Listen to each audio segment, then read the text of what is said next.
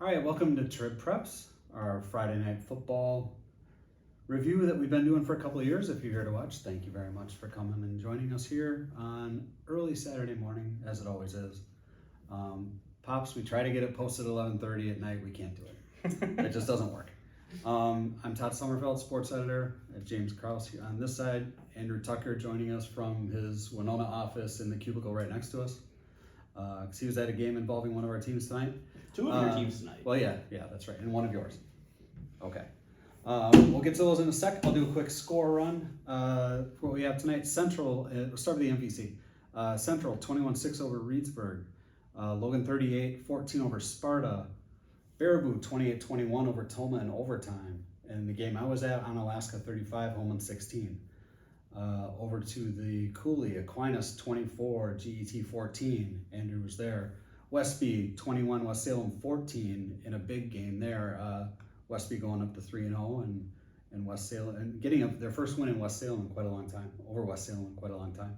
Viroqua is 2-1, 28-26 win over Arcadia. Altoona 30-28 over Black River Falls. Dairyland, we have Millman 41-12 over Blair Taylor. SWC, Lancaster gets by PDC 28-27 by scoring 16 in the fourth quarter. PDC had a big lead in that one. 8-man, DeSoto 82, Menominee Indian 0. Way too much happened there to go into. And then Minnesota gets going this week. We have Red Wing 24, La Crescent, Hoka 12. James was at that. And Caledonia gets a 61-0 win over Zumbrota Mazeppa. What else do we expect? So what game do you want to start with?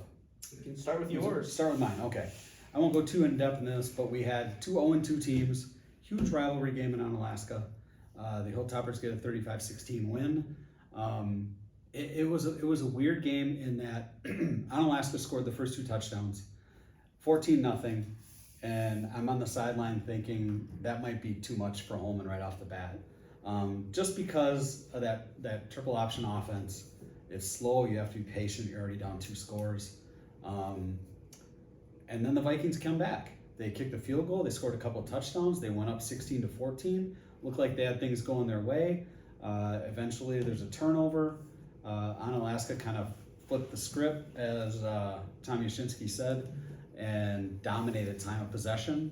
And when you're a triple option team, you can't be dominated in time of possession. And they ended up scoring, like I said, the big turnover. Holman lost a fumble early in the third quarter. Onalaska converted that. So a big win, a win that Onalaska needed to see out of itself. I mean, Holman needed the same thing. Now they have to look ahead to Tillman next week and see if they can get that win there. But Onalaska played better defensively than they played. Offensive line was very good. Cameron Cornett, they finally kind of let him loose tonight. 27 carries. That's letting him loose. 113 yards though. Seemed to run with confidence. They're still hoping to get Brady Kuhn back at some point this season, but they don't know. In the meantime, they have Cornett, and he came through as they decided to lean on him tonight. So it was kind of strange to watch Onalaska come out and just run the ball down the field, but that's what they did. They wanted to establish the run. They did that and got a big rivalry win. So a good win, first one of the year for Onalaska. First night of conference, so it really can establish something there. They hope. They get Central next week. Central's the only 3-0 team left in the entire conference. So I think James will be at that one and get a view of those two teams and see how they do against each other next week. So that was my game. Let's go over to La Crescent and see what happened there. Low scoring game. Yeah, low scoring game. The story of this one though wasn't points or yard, it was penalties for both teams. The Crescent finished the night 14 flags, 91 yards penalty wise, and a lot of those on false starts, just not getting set up front. And that really basically hindered the majority of their offensive drives, especially in the second half. But ultimately, what probably did them in was 3 turnovers in the second half. They got a red zone possession where they threw an interception in the end zone. A.J. Donovan, 215 yards tonight, had a touchdown, but had that interception. Red Wing takes the lead, and then on a screen pass, throw an interception. Red Wing takes that to go up 2 scores, and then basically Donovan throws another pick first play of the next drive, and all the hope that they had, whatever was remaining, is gone from there. Jaden George had 100 rushing yards and a touchdown. This was definitely one that was frustrating for Coach Terry Donovan and for LaCresse in general. From just reading the body language of a lot of guys, it felt like that was a game they absolutely could win. Mm-hmm. And they were in fact leading going into the fourth quarter, still 12-10. But just penalties prevented them from getting ahead more. And then those turnovers, and then just sort of losing their momentum defensively that they had throughout the majority of that game cost them. So it's a rough start to the year.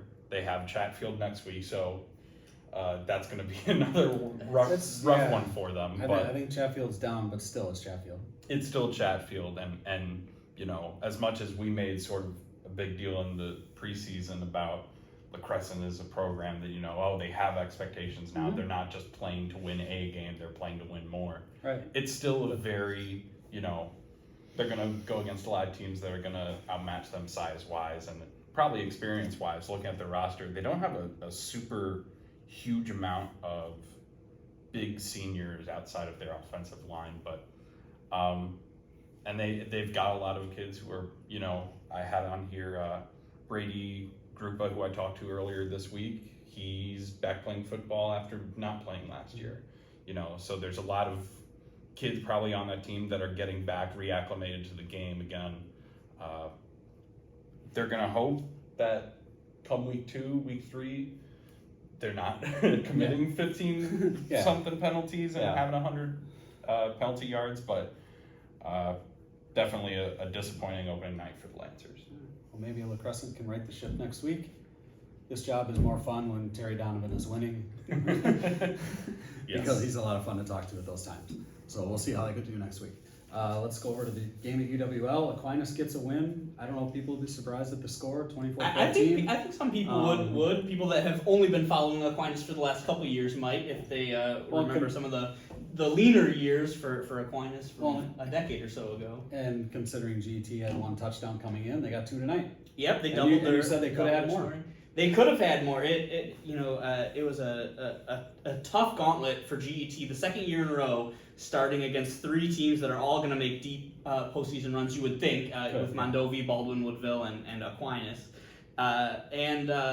Aquinas took an 18-0 lead early. They scored 3 times, 3 failed 2-point conversions, but then GET just kept hanging around. They scored once just before half. They missed a field goal, a deep field goal, 45-yarder, in the final seconds of the first half, so that could have been some more points. They have 2 drives where they get past midfield or into the red zone and then fumble it away. They have a drive where Aquinas fumbles through the back of the end zone, so it gives a little break to GET, but GET just couldn't quite capitalize in the 10-point loss. Both teams looked great on the ground. Both teams had 200-plus rushing yards. For Aquinas, it was Kyle White that led the way with 133 yards and 2 touchdowns. David Moline had 102 yards himself with 2 touchdowns. While for GET, it was Kyle Sealing who led the way with 123 and 1 score. And Max Natmiller had 89 yards and 1 score. So the sort of, Cooley Conference, ground and pound, smash mouth football that you'd like to see. It could have easily, Aquinas could have won by 10 more points. GET could have tied the game, with if a couple breaks go their way. So, both coaches, were pretty, optimistic about the future, saying, we'll get better from here. But not a perfect game, but I'm sure that Aquinas will take the win. Sure. Able to run the ball as people expected this year. That's kind of a shift over there. And you said they did something a little different quarterback with Jacob Thornton tonight? Yes, they had Jacob Thornton in. I believe in the prior weeks he was sort of splitting time with Burns, Walter Burns. but it was all Thornton tonight, and the switch kept Burns fresh enough to get a game-sealing interception at the end of the game.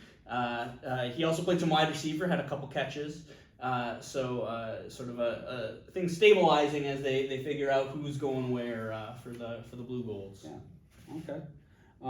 In terms of other games that happened tonight, I would say that Toma game with Baraboo, they were down 21-0. They came back.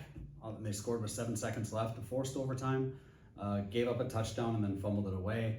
But I think a pretty good showing there for Toma, even coming off the wins that it had before.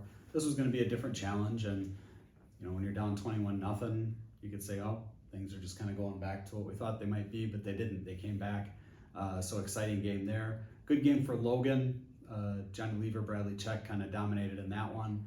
First win of the year for the Rangers. As I said, Central, the only 3-0 team left in the conference for the MVC. Other than that, Caledonia being Caledonia. Ethan Stendel, 2 touchdown throws, 2 touchdown runs. So they're going with him full-time at quarterback this year, and he split time last year for the Warriors. So some good performances there. So that's going to take care of it for us. It's 1:15. We have to go home at some point. So thanks for joining us. Appreciate it. All the stuff that we talked about posted at lacrossetribune.com. Videos, photos, stories about the games. There will be more coming in the next few days in our print edition. And yeah, that's your portal to try and get a look at everything that we do here. Friday nights are long, but we push a lot of content out there. So there's a lot for you to go through. Thanks for coming and seeing us, and come back next week because we'll be here.